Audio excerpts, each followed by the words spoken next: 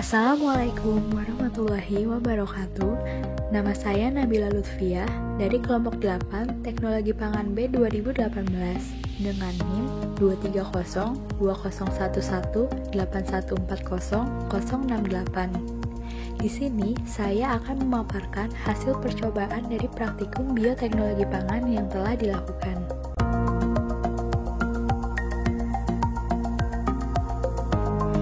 Tujuan dari percobaan ini yaitu untuk mengetahui perubahan yield hasil metabolisme mikroorganisme, mengetahui jenis mikroorganisme yang digunakan, serta dapat membuat salah satu produk bioteknologi pangan.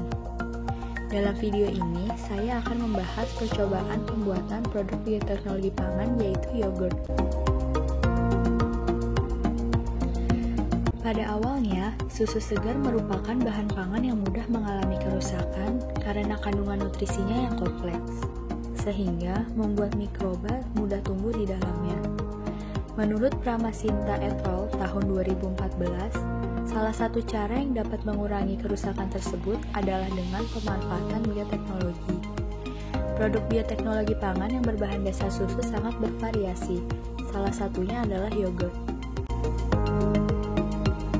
Berdasarkan pendapat Kumalasari et al. Tahun 2013, yogurt merupakan produk bioteknologi pangan yang didapatkan dari proses fermentasi susu dengan menggunakan bakteri asam laktat, baik tanpa penambahan atau dengan penambahan bahan pangan lain seperti sari buah maupun dengan bahan tambahan pangan yang diizinkan. Proses pembuatan yogurt pada dasarnya cukup sederhana. Dalam percobaan ini, saya membuat yogurt dengan perlakuan 6, yaitu susu direbus, ditambahkan starter sebanyak 60%, serta diinkubasi pada suhu ruang dengan kondisi terbuka.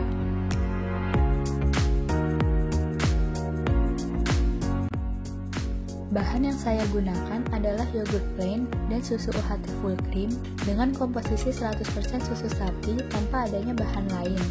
Sedangkan alat yang digunakan adalah gelas ukur, sendok makan, dan sendok sayur yang sudah disterilisasi. Menurut Pratama dan Abdul tahun 2016, tujuan dilakukannya sterilisasi adalah untuk membunuh seluruh mikroorganisme pada alat yang akan digunakan, sehingga tidak akan mempengaruhi hasil dari percobaan.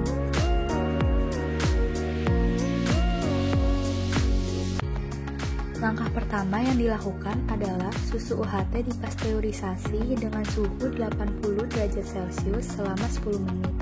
Artinya, lama waktu pasteurisasi mulai dihitung saat suhu telah mencapai 80 derajat Celcius. Tujuan dilakukannya pasteurisasi menurut Wulandari et al. Tahun 2017 adalah untuk membunuh mikroba patogen yang terdapat pada susu.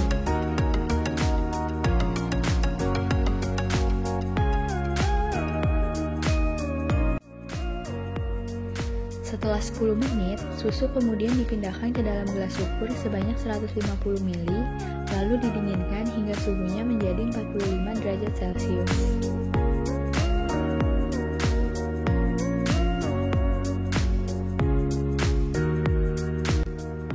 Langkah selanjutnya adalah menyiapkan yogurt plain sebanyak 60% dari total keseluruhan susu yang digunakan atau sebanyak 90 ml. Yang akan berperan sebagai starter dalam pembuatan yogurt.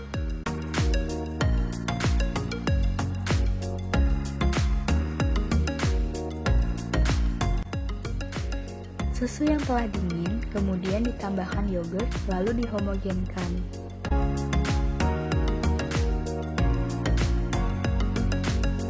Selanjutnya, larutan yang sudah tercampur dipindahkan ke dalam wadah steril lalu diinkubasi selama 48 jam sesuai perlakuan 6, yaitu pada suhu ruang dengan kondisi terbuka. Pengamatan dilakukan saat sebelum inkubasi dan setelah diinkubasi selama 48 jam.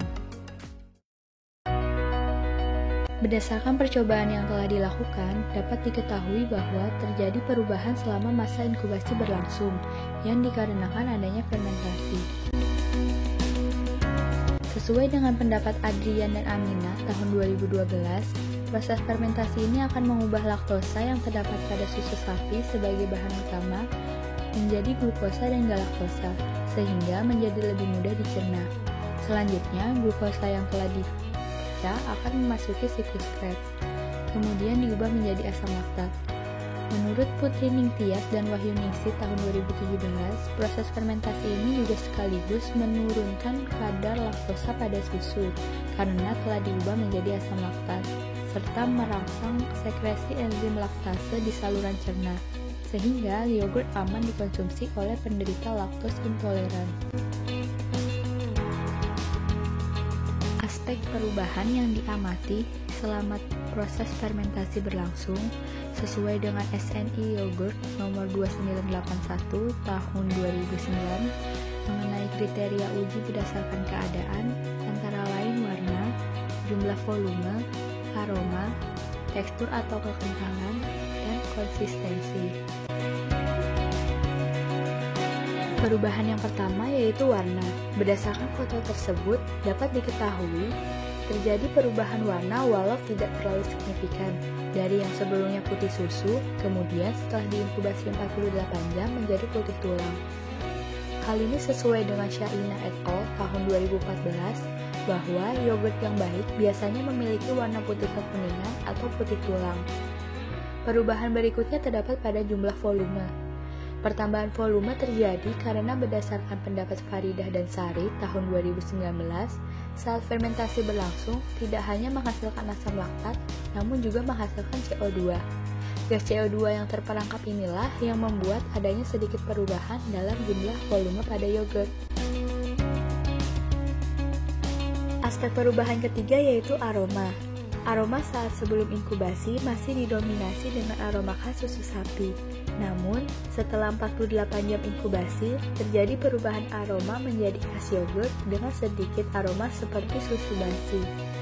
Menurut Triana et al. Tahun 2019, aroma yogurt ini dipengaruhi oleh adanya senyawa tertentu dalam yogurt, khususnya asam laktat, serta terdapat senyawa lain seperti asetaldehida, diasetil, asam asetat, dan asam-asam lain yang jumlahnya sangat sedikit. Berdasarkan pendapat Yunus et al. Tahun 2017, adanya senyawa ini yang juga didominasi asam laktat akhirnya membuat yogurt memiliki rasa yang asam dan menimbulkan bau asam khas yogurt. Sedangkan sedikit aroma susu basi dapat disebabkan karena adanya bakteri pembusuk yang terdapat di dalam susu akibat penyimpanan dengan perlakuan terbuka. Aspek selanjutnya yaitu tekstur atau kekentalan. Berdasarkan percobaan yang telah dilakukan, diketahui bahwa terjadi perubahan pada tekstur yogurt. Sebelum inkubasi, terlihat bahwa tekstur yogurt masih sangat cair, seperti susu yang digunakan sebelumnya. Sedangkan setelah inkubasi, terlihat bahwa tekstur yogurt menjadi lebih kental. Menurut Jayanti et al. Tahun 2015, bahwa tekstur kental pada yogurt terjadi karena adanya asam laktat yang menggumpalkan protein pada susu. Protein yang menggumpal ini kemudian membentuk gel. Hal inilah yang membuat tekstur menjadi lebih kental. Tingkat kekentalan juga dipengaruhi oleh kondisi penyimpanan.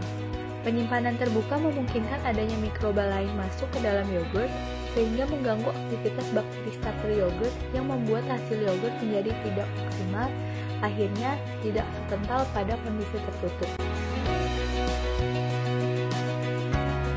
Aspek yang terakhir yaitu konsistensi. Berdasarkan dokumentasi sebelumnya, terlihat bahwa konsistensi yogurt baik sebelum maupun sesudah inkubasi masih tetap homogen. Menurut Widiani et al. Tahun 2017, standar kualitas yogurt yang baik adalah yang konsistensinya homogen. Artinya, antara komponen padat dan komponen cair tidak terpisah. Starter yang digunakan dalam percobaan pembuatan yogurt ini adalah bakteri Streptococcus thermophilus dan Lactobacillus delbrueckii sub sp bulgaricus. Berdasarkan pendapat Rahman et al. Tahun 2019, Streptococcus thermophilus memiliki peran yang penting untuk menurunkan pH dengan menghasilkan asam dan karbon dioksida yang bertujuan untuk merangsang pertumbuhan Lactobacillus delbrueckii sub sp bulgaricus. Kemudian, Lactobacillus delbrueckii sub sp bulgaricus akan bertugas untuk menguraikan laktosa menjadi asam laktat. Menurut Ihsan tahun 2017, Yogurt akan terbentuk pada suhu fermentasi 37–45 derajat Celcius karena merupakan suhu optimum pertumbuhan bakteri starter. Sehingga inkubasi pada suhu ruang merupakan perlakuan yang cukup sesuai dengan aktivitas optimum bakteri. Tingkat pertumbuhan bakteri starter dipengaruhi oleh berbagai faktor, baik intern maupun ekstern. Faktor intern meliputi kualitas bibit atau starter yang digunakan, serta lama waktu dan suhu saat inkubasi. Sedangkan faktor ekstern meliputi kondisi lingkungan sekitar tempat tumbuhnya bakteri dan bahan dasar yang digunakan.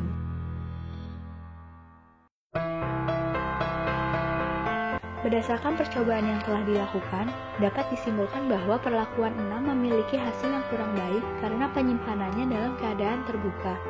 Hal ini memungkinkan adanya mikroba lain yang masuk dan mengganggu aktivitas bakteri starter yogurt. Terlihat pada aspek aroma yang menimbulkan sedikit bau tidak sedap, serta pada aspek tekstur yang tidak terlalu kental. Sehingga perlakuan terbaik yaitu pada perlakuan 9 dengan penambahan gula pasir serta diinkubasi pada suhu ruang dengan kondisi tertutup. Hal ini yang menjadikan perlakuan 9 memiliki karakteristik yang lebih baik dari perlakuan lainnya.